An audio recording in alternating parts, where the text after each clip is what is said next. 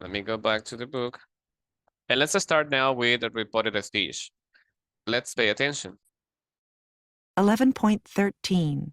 I said that I took it easy on the weekends. She didn't mention that she would be away. Phil didn't admit that he was sleeping badly. Rob asked if I could recommend a restaurant. The doctor asked me when I had started feeling sick. Several people told us to get our tickets early. My sister urged me not to stay in a job I didn't like. So now that we listened to these examples, what can you remember about reported speech? Reported speech is of I don't know, we cross the word of the end I put in the beginning. Basically, it's just repeating the previous information, what somebody said previously. And that is the first characteristic. We are just carrying the message on to other person. That is the first thing to say. Also, we have two clauses. We have the reporting clause, and then we have the reported clause.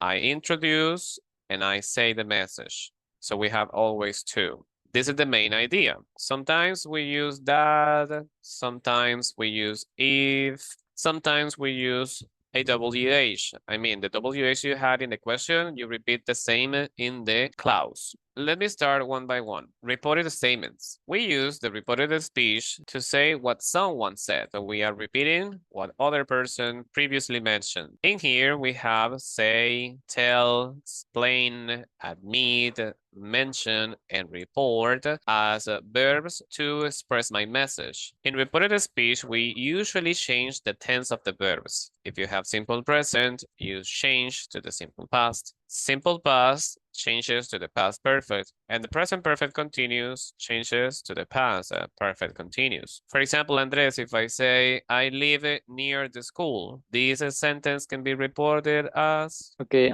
he said that he lived near the school. I failed my exam. She admitted that she had failed her exam. I've been studying art. Sarah explaining that she'd been studying art. So as you can see, we introduce the clause and then the information. Live, which is in the present, now it is in the past. The same with the next example. We introduce the reported sentence and then the information. Simple past failed changes to past perfect. And in the third example, we had present perfect, but in the case of continuous, present perfect continuous changes to past perfect continuous. If I say, I worked a lot, what do we do in this sentence? Teacher Eric, and then? Okay, teacher Eric said that he had worked a lot. Yes, you can use had contracted, or you can use the auxiliary separated. It's your decision. Because we have simple past, we know that the simple past changes to the past perfect. So yes, here you have it. Teacher Eric said that he had worked a lot. Perfect. You can use say in the past, like you did in here. And this one is followed by that if you want to include it, and then the clause. But if you use tell has a specific characteristic. Tell is followed by an object and then that and the clause. So if we want to use teacher Eric said that he worked a lot, now using tell, how is exactly the same information but including tell? Teacher Eric what? Let's go with the examples. Maybe that would be better for you. Help me with these examples. Okay. Jeff said he was coming, and not Jeff said me he was coming. And Sarah told me that they might be late, not Sarah told that they might be late. Three, I explained it to him that I couldn't go, not I explaining him that I couldn't go. So in the case of explain, this one can be with to, the object, and then that. 3 words. To him that. It is incorrect if you say explain him that. That won't be the way. So in here, we need to use tell. How would you use tell in this sentence? Teacher Eri told me that he had worked a lot. Exactly. What we are Okay. including, what we including here is tell in the past, and the object, me, is necessary in here. With say, it is not necessary. With tell, yes, you need to include the object, me. Teacher Eddie told me that it worked a lot. At the moment, so far so good. Yes, teacher. At the moment, good. Can changes to could, will changes to would, and may changes to might. If you have should, you don't change should. Should remains the same. If I say, I can't swim, you say, Mark said that he couldn't swim. we could meet you at 6. Anna said that they could meet you at 6. So we have can't in negative. We change it by couldn't. Could, because it's already in the past, you don't change could. It remains the same. You don't modify the modal verbs that are already in the past. The tense usually doesn't change if the statement expresses something that is still true. I mean, something that is factual. If I say, I want to talk to you after class, you say, Both say that he wants to talk to me after class. Talking about something factual. Water boils at 100 degrees. We know that this is factual, that is, this is true. In here in Colombia, in Mexico, in China, in every part of the world, water boils at 100 degrees. So how can you report something that is factual, something that is still true? But I don't know, water boils at 100 and I don't know what is, o sea, el agua en botes al 100. Ah, no, boils es que hierve. Okay, the water is okay. Entonces es factual, al igual que la Tierra gira alrededor del Sol, que el Sol sale todos los días, ese tipo de cosas factuales o científicas. Entonces en report speech sería teacher Eric.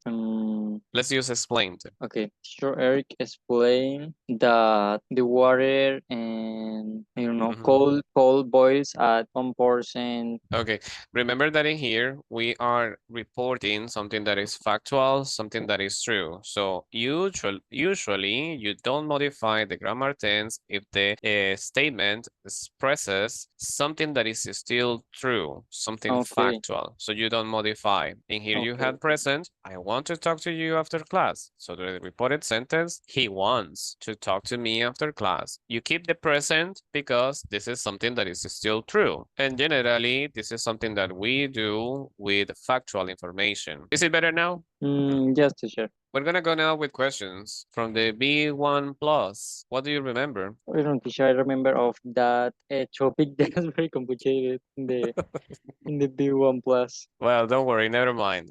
In reported questions, we have 2 options. We have yes, no questions and the WH questions. When you have yes and no questions, instead of using that, you are going to use if or whether. In the case of the WH questions, instead of using to me that, you're going to use the WH in the middle of the sentence, which in this case, as an example, introduces the clause. So, do you want your sweater? That would be. He asked me if or whether I wanted my sweater.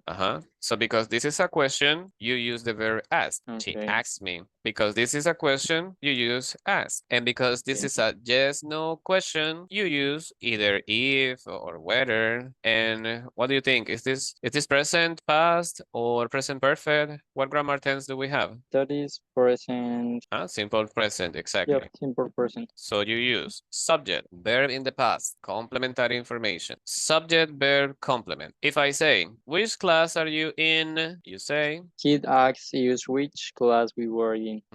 So again, class is part of the information of the WH, and then subject, verb, complementary information. Let's say this question, are you at home? How can you use this statement or this question in the reported speech? Okay, teacher Eric asked me if I remember, we need subject, verb, and complement. So the subject, we had present, right? So if we had present, what are we doing here? I don't know. Whether? Be in the past? Been? Okay. Be in the past is I was or I were? Okay, I was.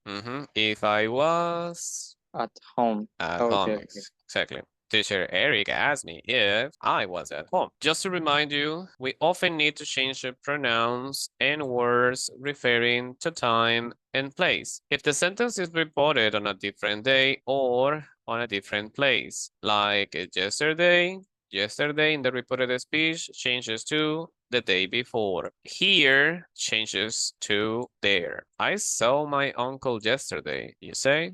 He said he had seen his uncle the day before. I'll wait for you here.